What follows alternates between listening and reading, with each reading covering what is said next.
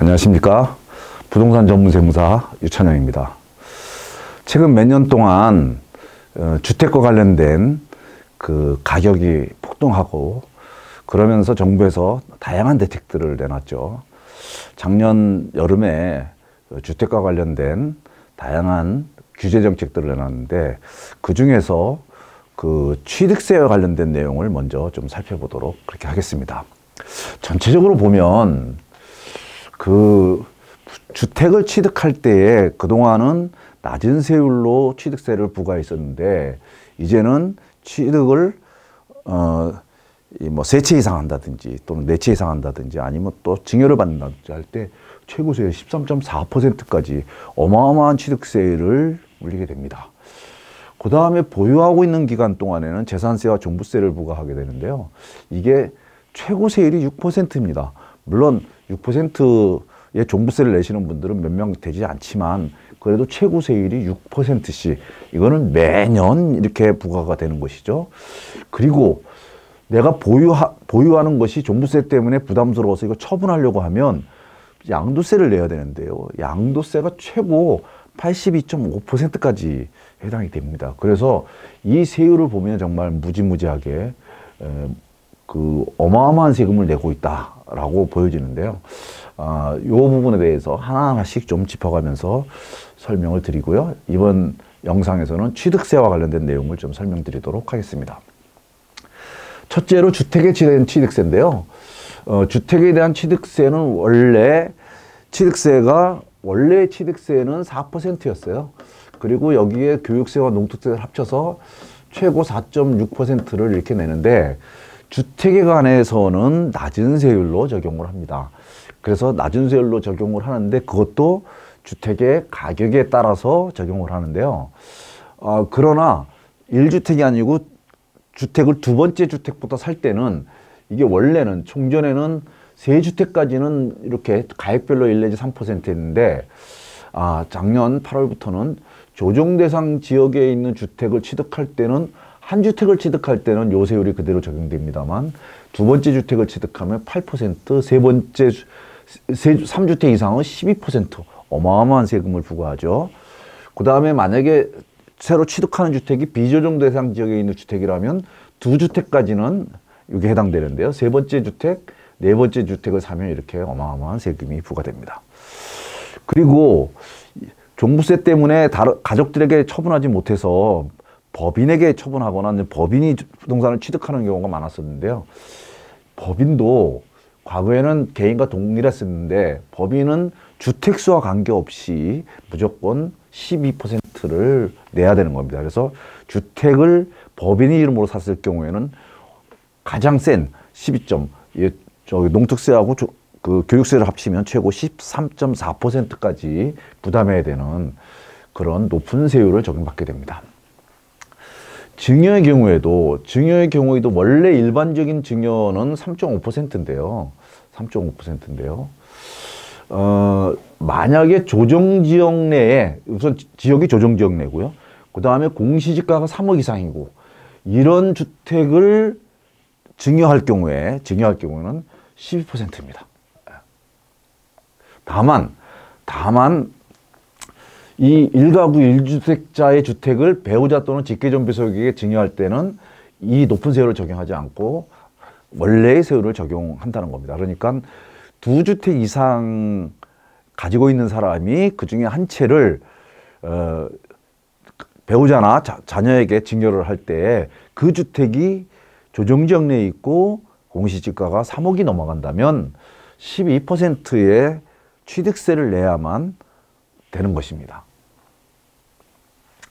그러고 보면 취득세가 이제는 한 주택을 살 때는 취득세가 별로 부담이 안 되는데요. 옛날과 같이.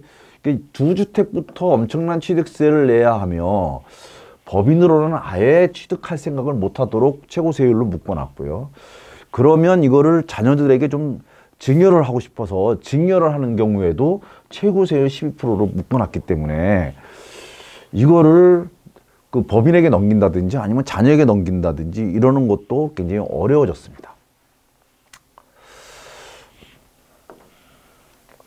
그러면 우리가 주택을 살 때에 2주택 이상은 8% 조정지역내는 3주택 이상은 12%의 그 세율을 적용한다고 했는데 이때 주택수를 어떻게 계산하냐 하는 거죠. 예. 주택수를 계산할 때는 내가 취득하는 주택을 포함해서 주택수를 계산합니다. 그러니까 내가 하나의 주택을 갖고 있는데 여기다가 또 하나의 주택을 취득한다면 이게 2주택 취득세율을 적용하는 거예요. 내가 2개를 갖고 있는데 여기다 하나를 더 취득한다면 요거는 하나, 둘, 3주택. 그래서 3주택에 해당하는 취득세율이 적용된다. 그 얘기입니다. 이때에 요 취득하려고 하는 요 주택에 취득세를 적용할 때에 요 주택, 이미 보유하고 있는 주택수를 계산해야 되는데 그때 이 주택에는 입주권, 분양권, 오피스텔은 주거용 오피스텔입니다. 재산세를 주거용으로 내고 있는 오피스텔, 요 세 가지는 주택수에 포함한다라는 겁니다. 그러니까 내가 입주권 하나, 분양권 하나 갖고 있는데 내가 주택을 하나 새로 산다. 그러면 요거는 3주택에 해당하는 취득세를 내야 된다. 그 얘기입니다. 근데 요 주택수는 세대별로 계산을 합니다. 세대별로 계산을 하는데, 그러면 내가 자녀가 있는데, 자녀가, 만약에 별도 세대를 구성한다든지, 독립세대를 구성한다든지, 이러면 어떻게 되느냐 하는 건데, 우선 배우자하고 30세 미만의 자녀의 경우에는 별도 세대라도, 그거는 별도 세대로 보지 않습니다. 같은 세대로 봅니다. 배우자나 30세 미만의 자녀의 경우에는 그렇습니다. 그런데 30세 미만의 자녀의 경우에 30세 미만의 자녀가 별도 세대원으로 분리되어 있는데 그 자녀가 소득이 있다. 즉 70만 2,878원 이상의 소득이 있으면서 독립적으로 생활할 수 있다면 그건 별도 세대로 보겠다는 거죠. 그러니까 한 세대 안에 부모와 자녀가 이렇게 같이 있다라고 하면 이 자녀가 아무리 그 소득이 있어도 이거는 별도 세대로 보질 않습니다. 근데 자녀가 나가서 별도 세대를 구성하고 있는데 이 자녀가 30세 미만이라면 별도 세대를 인정하지 않지만 30세 미만이라 할지라도 소득이 일정 규모 이상이고 독립적으로 생활할 수 있는 능력이 있다라고 하면 그때는 이걸 별도 세대로 보겠다는 겁니다. 그래서 부모가 집을 한 채 갖고 있고 자녀가 집을 한 채 살려고 할 때 자녀가 어떤 상태냐? 30세 미만이냐? 또는 30세 미만이라도 주민등록이 별도로 돼 있느냐? 또 주민등록이 별도로 돼 있더라도 소득이 있느냐? 이 여부를 따져서 취득세가 중과되느냐 안 되느냐가 결정이 됩니다. 또 한 가지 공유지분 소유주택이죠. 공동소유주택. 주택을 혼자서 다 갖고 있는 게 아니라 지분만 갖고 있는 경우 또는 토지만 갖고 있는 경우 있어요. 주택 건물은 아니고 이랬을 때도 주택수에 포함하게 돼 있습니다. 그러면 공유주택을 갖고 있는 경우에는 배우자가 공동 소유하는 경우도 상당히 많죠. 그럴 때는 그거는 뭐 한 세대니까 한 세대별로 구성하니까 그건 괜찮은데 상속을 형제들끼리 받으면 세대가 다 다른 세대가 공동으로 받게 되는 거죠. 그러면 공동으로 이 공유지분으로 받게 되면 모두가 이거 주택수에 포함되느냐는 거예요. 그래서 우선 첫째로는 상속 후 5년 이내의 주택은 주택수에서 제외합니다. 5년 이내. 5년 이내의 주택이요. 다만 5년이 지나가면 그때는 이제 그 다지분자, 지분이 가장 많은 자. 지분이 가장 많은 자가 2명 이상이면 그러면 그 주택에 거주하는 자. 또 거주하는 자가 없거나 없으면 연장자 순으로 이제 주택의 소유자를 결정을 하게 됩니다. 그래서 상속받은 주택의 경우에는 상속받은 날로부터 5년 이내까지는 주택수를 계산할 때 주택수에 포함되지 않지만 5년이 지나가면 주택수에 포함하되 이런 순으로 이렇게 지분을 가장 많이 가진 자 또는 거주자 또는 연장자 순으로 그 주택의 보유자를 결정한다는 겁니다. 그런데 주택에 포함되지 않는 주택들이 있어요. 주택수에 계산되지 않는 주택들이 있어요. 이게 뭐냐면 일단 농어촌 주택인데요. 농어촌 주택은 대지가 200평, 건물이 이게 45평인가 그렇습니다. 예. 그리고 이하이고 시가표준액, 건물의 시가표준액이 6,500만 원 이하인 경우입니다. 이거는 대지가 200평이고요. 건물은 뭐 45평 이하라도. 건축물은 그러니까 큰 대지 위에 대지 200평에 건물 조그맣게 하나 쳐서 요 건물 가액이 6,600만 원, 6,500만 원이 안 된다면 요건 농어촌 주택이니까 농어촌 지역에 또 소재를 해야 되겠죠. 그러면 이건 주택수에 안 들어갑니다. 그 다음에 마지막으로 요새 뭐 그 싹쓸이 한다고 하는 이 소형주택이죠. 시가표준액입니다. 요거는 시가표준액. 그래서 시가표준액은 대부분 국가에서 고시를 하는 가액인데요. 시가표준액이 1억 이하의 주택, 또 오피스텔 이런 것들은 주택수에서 제외하고요. 또 이거를 샀을 때 중과세에서도 제외를 하고 그렇습니다. 그래서 주택수에서 계산할 때 요거는 고시가액은 아니고 시가표준액인데 시가표준액이 고시가액하고 좀 유사합니다. 어쨌든 요 두 개는 주택수에 포함하지 않는다라는 것입니다. 자, 이제 조금 아까 여기서 우리가 입주권과 분양권도 이게 주택수에 포함한다고 했습니다. 그래서 분양권하고 입주권을 다시 한번 띄어서 보도록 하겠습니다. 2020년 8월 12일 이후, 그러니까 8월 13일 이후부터죠. 8월 13일 이후에 분양권이나 입주권을 취득한 자, 그 이후에 취득한 겁니다. 이거 취득한 자가 일반 주택을 취득할 때는 주택수에 포함합니다. 그러나 그 이전에 취득한 것은 주택수에 포함하지 않습니다. 그러니까 요 이후 2020년 8월 13일 이후에 분양권이나 입주권을 취득했다면 그거는 내가 다른 주택을 취득할 때 주택수에 포함시켜서 계산한다는 겁니다. 그 다음에 지금 내가 지금 요때 분양권을 샀습니다. 분양권을 샀는데 이 분양권은 주택이 아니기 때문에 여기는 취득세가 없어요. 그죠? 취득세가 없습니다. 이거는. 그런데 나중에 이 분양권이 이때 가서 완성이 되면 이때 주택이 이제 주택으로 바뀌는 거죠. 그럼 요때 취득을 해야 되는 거죠. 네. 요때 취득을 합니다. 요때 취득을 하면 요때 취득세를 내는 거죠. 요때 취득세를 냈게 됩니다. 근데 요때 취득세를 낸다면 요때 내가 보유하고 있는 다른 주택 또는 다른 입주권이나 분양권이 있으면 그걸로 주택수를 계산해서 취득세를 과세하는 게 아니라 내가 분양권을 취득할 당시 요 당시에 가지고 있었던 주택이나 분양권이나 입주권 요런 것들이 있었다면 요 수를 가지고 요 주택이 완성됐을 때 요 취득세가 요 주택수를 가지고 계산한다는 겁니다. 그러니까 완공된 당시에 보유하고 있던 주택이나 분양권, 입주권을 가지고 주택수를 계산하는 게 아니라 분양권을 당초에 취득할 때에 그 당시에 보유했던 이런 것들을 가지고 하겠다는 겁니다. 다만 양도소득세에서도 1세대 일시적 2주택에 대해서는 그 취득세, 양도소득세 비과세를 해주는데요. 취득세도 마찬가지입니다. 이게 내가 살던 집을 처분하고 새로운 집으로 이사 가려고 하는데 시차가 맞지 않아서 일시적으로 2주택이 된 거기 때문에 이 경우에는 예를 들어서 내가 종전주택을 가지고 있는데 이날로부터 1년이 경과해서 새로운 주택을 취득하고요. 이게 종전주택이고요. 이게 새로운 주택이고요.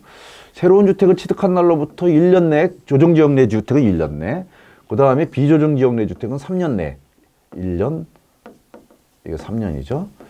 3년 내 요 주택을 처분하면 요 주택은 비과세를 받는 것이죠.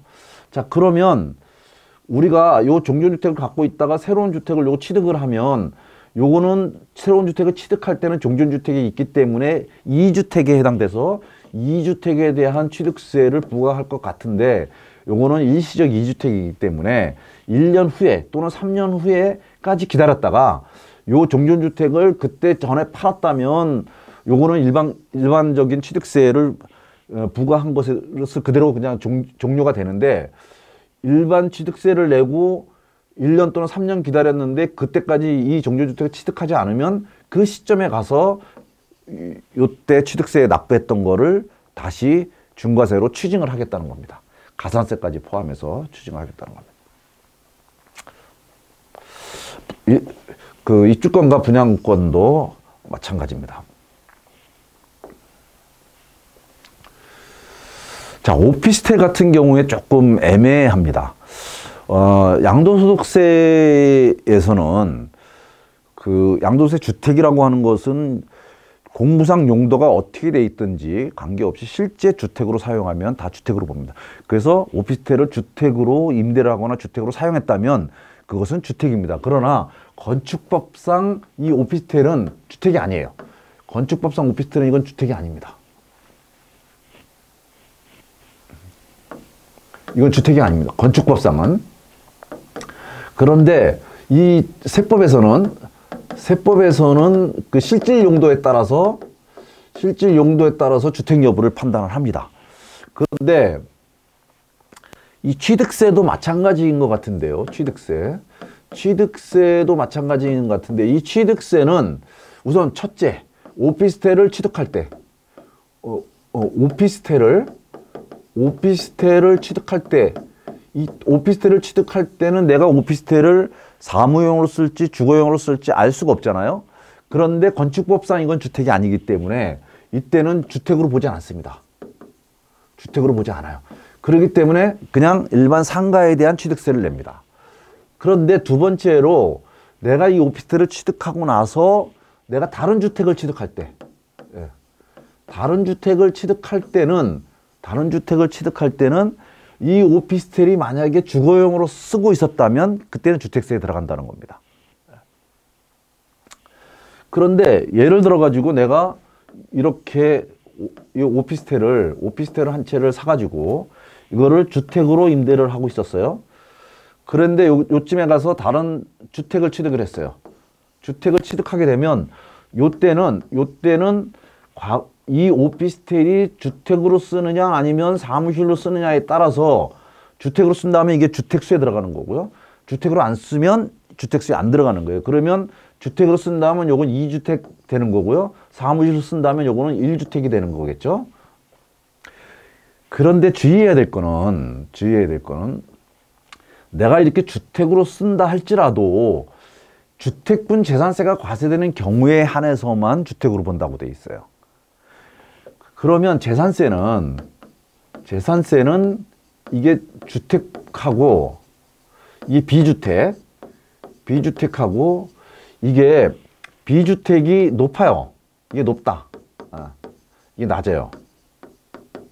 그러니까 납세자가 오피스텔을 취득한 다음에 지방자치단체에서는 비주택에 대한 높은 재산세를 부과를 하고 있었을 거예요. 그런데 그 납세자가 나 재산세를 왜 이렇게 많이 내냐, 나는 주택으로 쓰고 있는데 라고 가서 신청하면 낮은 주택에 대한 재산세를 부과를 하겠죠. 근데 많은 분들이 이런 그 구청에다가 그 재산세를, 낮은 재산세를, 주택에 대한 재산세를 내달라고 신청하지 않은 분들이 많습니다. 그러다 보니까 실제로 주택으로 쓰고 있으면서도 구청에서 주택분 재산세가 아니라 비주택에 대한 재산세가 나왔다면 그 오피스텔은 주택수에 포함하지 않는다라는 겁니다.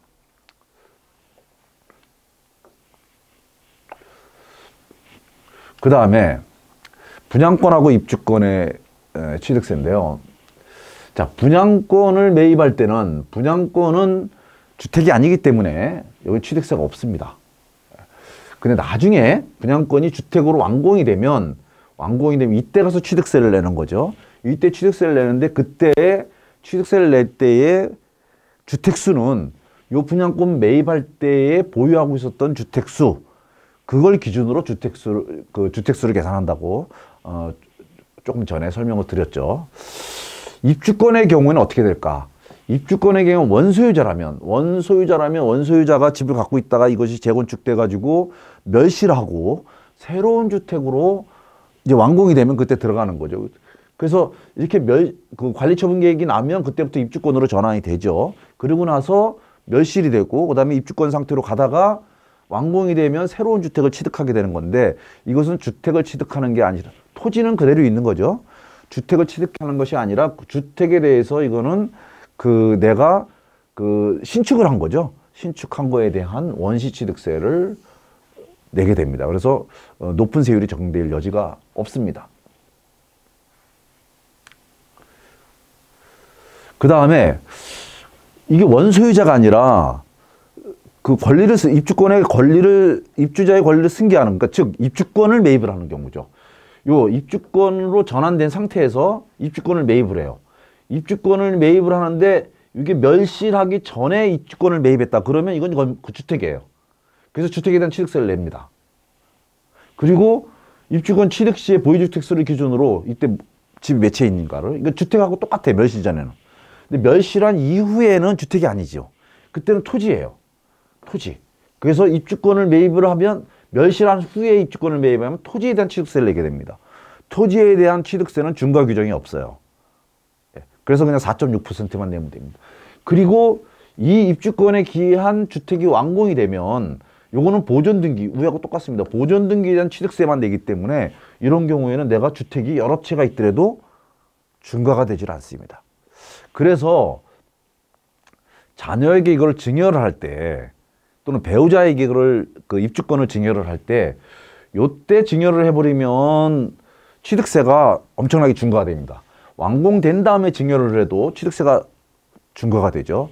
그러나 멸실된 이후에 준공되기 전까지 요 상태에서 증여를 하게 되면 요거는 토지를 증여한 것이 되기 때문에 취득세 부담이 굉장히 작을 수가 있습니다. 그래서 우리가 그 조합원 입주권 또 재건축 아파트, 재건축 주택 이런 것들을 자녀들에게 증여한다라고 하면 시기를 잘 선택해서 멸실한 이후에 증여를 하는 것이 취득세를 절세할 수 있는 방법이다. 이렇게 보시면 되겠습니다.